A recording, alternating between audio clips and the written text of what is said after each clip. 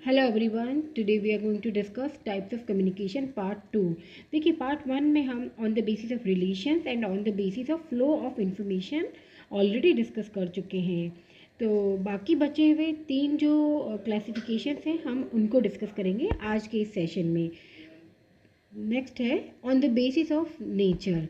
देखिए, यानी प्रकृति के आधार पर कौन कौन से टाइप्स हैं कम्युनिकेशन के, हम उनको डिस्कस करेंगे। इसमें the first one is informational communication. Informational communication यानी इसे हिंदी में कहेंगे सूचनात्मक संचार। देखिए, सूचनात्मक संचार के जो प्रमुख तत्व होते हैं उसमें जो सेंडर होता है, जो रिसीवर होता है और जो चैनल्स ऑफ कम्युनिकेशन होते हैं वो सभी माने जाते हैं। तो ये जो सभी ट्रांसमिशन एस्पेक्ट से जुड़े हुए होते हैं, इनका उद्देश्य केवल जो सामने वाली पार्टी है या जो सेकंड जो उसका पक्षकार है उस तक सूचनाएं पहुंचाना होता है। और ये बेसिकली जो है वो साइंटिफिक होता है और स्टेटिस्टिक्स बेस्ड और पूरा लॉजिकल होता है। यानी इसका जो मुख्य काम है वो सामने वाले तक सूचना पहुंचाने से रिलेटेड होता है। नेक्स्ट है इंट्रापर्सनल। इंट्रापर्सनल यानी अंतः व्यक्तिगत संचार, यानी आत्म संचार इसे हम कह सकते हैं। देखिए, कई बार क्या होता है जब कोई व्यक्ति किसी वस्तु को, किसी कार्य को देखता है, पढ़ता है या बोलता है या उसके बारे में कुछ सोचता है, तो उसके मन में कई विचार चलते रहते हैं और उनके माध्यम से वह सही इन्फॉर्मेशन प्राप्त करने की कोशिश करता है, साथ साथ उसका कुछ प्रॉपर सोल्यूशन निकालने का भी एफर्ट्स करता है ताकि वह अपने जो ड्यूटीज़ हैं, अपने जो कार्य हैं उनको बहुत सही तरीके से कंप्लीट कर सके। तो ऐसे जो कम्युनिकेशन होते हैं उसे कहते हैं इंट्रापर्सनल कम्युनिकेशन, यानी जब व्यक्ति अपने आप के साथ डिस्कशन करता है। तो next one is interpersonal relation communication.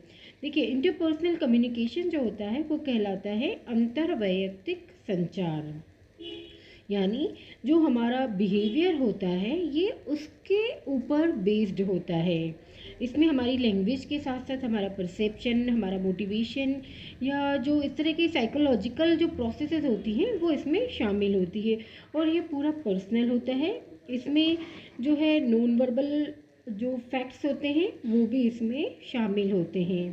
देखिए, आपस में क्या होता है, दो या दो से अधिक व्यक्ति जब होते हैं और वो आपस में जो इन्फॉर्मेशन को लेते या देते हैं, तो उस कंडीशन में जो फैक्ट्स होते हैं या जो उनकी इमोशंस होती हैं, जो उनके थॉट्स होते हैं, उनमें शब्दों के साथ साथ जो है वो सांकेतिक भाषा का भी प्रयोग किया जाता है। तो जो इंटरपर्सनल रिलेशनशिप्स होते हैं उनमें इंटरपर्सनल कम्युनिकेशन पॉसिबल हो पाता है और ये आपसी ट्रस्ट पर निर्भर करता है। तो नेक्स्ट वन इज ऑर्गेनाइजेशनल, यानी संगठनात्मक संचार।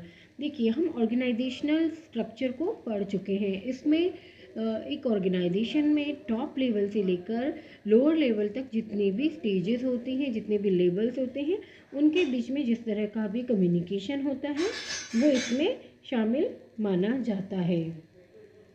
The next one is technological, यानी तकनीकी संचार।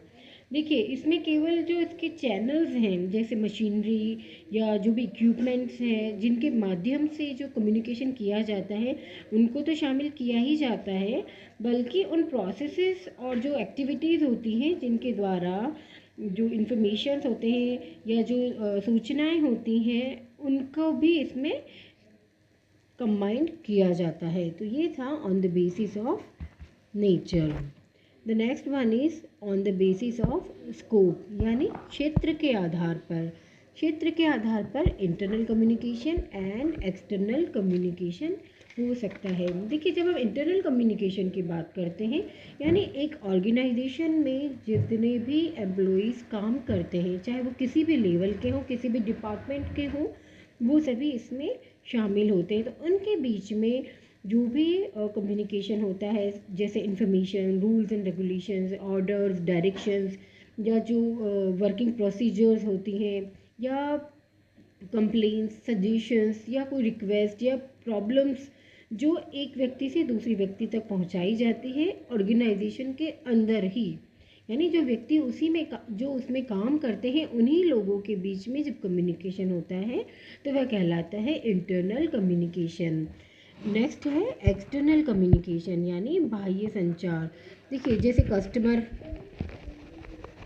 गवर्नमेंट, सप्लायर्स, बैंकर्स, या फिर जो हमारे लोकल कम्युनिटी रहती है, सोसाइटी रहती है, इन्वेस्टर्स होते हैं, रिसर्चर्स होते हैं, उन लोगों के साथ जब भी एक ऑर्गेनाइजेशन का कम्युनिकेशन होता है तब उसे कहा जाता है एक्सटर्नल कम्युनिकेशन।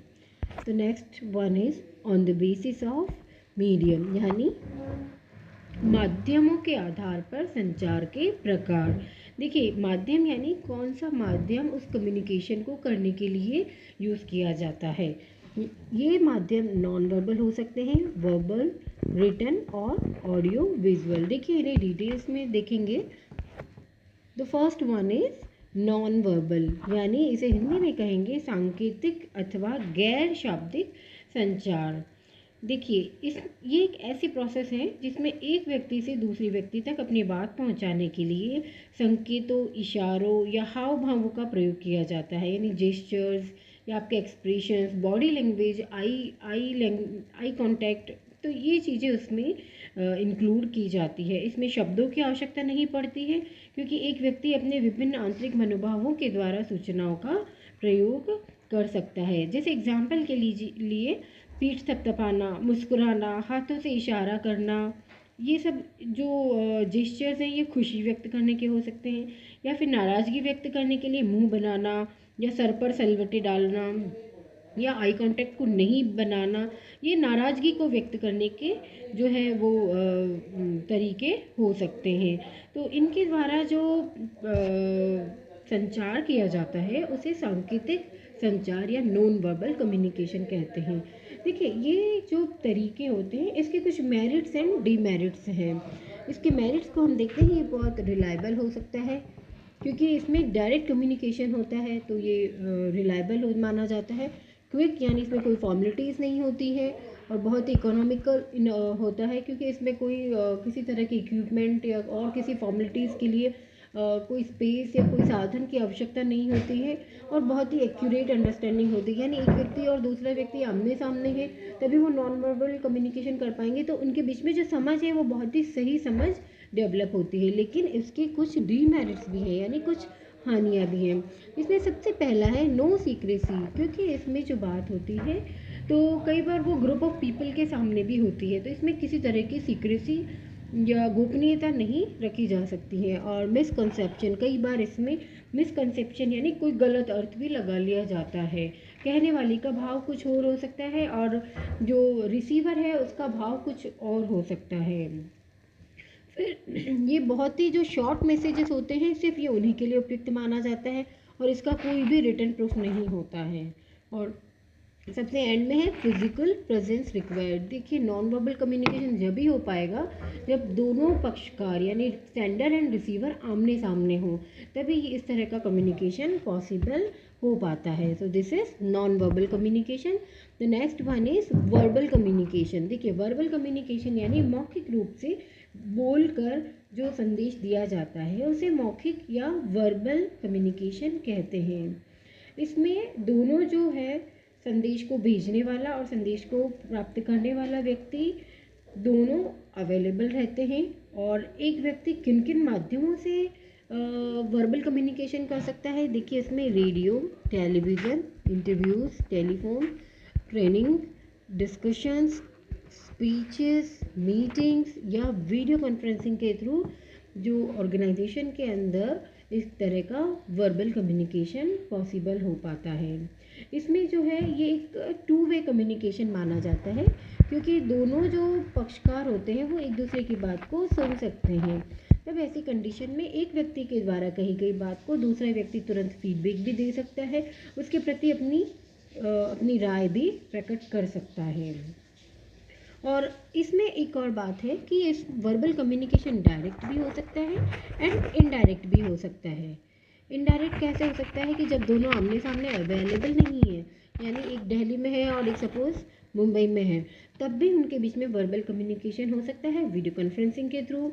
टेलीफोन के थ्रू या और किसी माध्यम से वो आपस में वर्बल कम्युनिकेशन, और आजकल तो ये व्हाट्सएप चैट्स एंड जितने भी डिजिटल प्लेटफॉर्म्स हैं उनके थ्रू भी वर्बल कम्युनिकेशन पॉसिबल हो पाता है। The next one is written communication यानी लिखित संचार।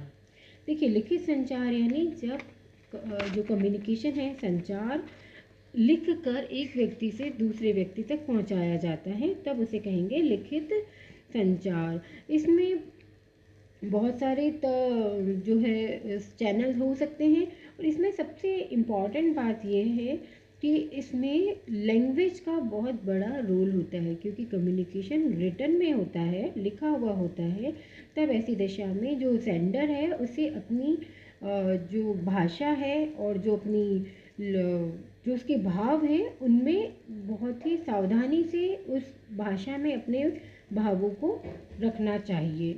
शब्दों का चुनाव सोच समझकर किया जाना चाहिए, और ऐसे शब्दों का प्रयोग किया जाना चाहिए जिनका अपना एक ही अर्थ हो, ठीक है। और जहाँ तक पॉसिबल हो सके मैसेज को छोटे छोटे सेंटेंसेस में अलग अलग करके लिखा जाए, ताकि जो रिसीवर है उसको उसका जो मीनिंग है वो बहुत अच्छे तरीके से और आसानी से उसको उसका मीनिंग समझ में आ सके। देखिए इसके क्या क्या तरीके हो सकते हैं रिटन कम्युनिकेशन के।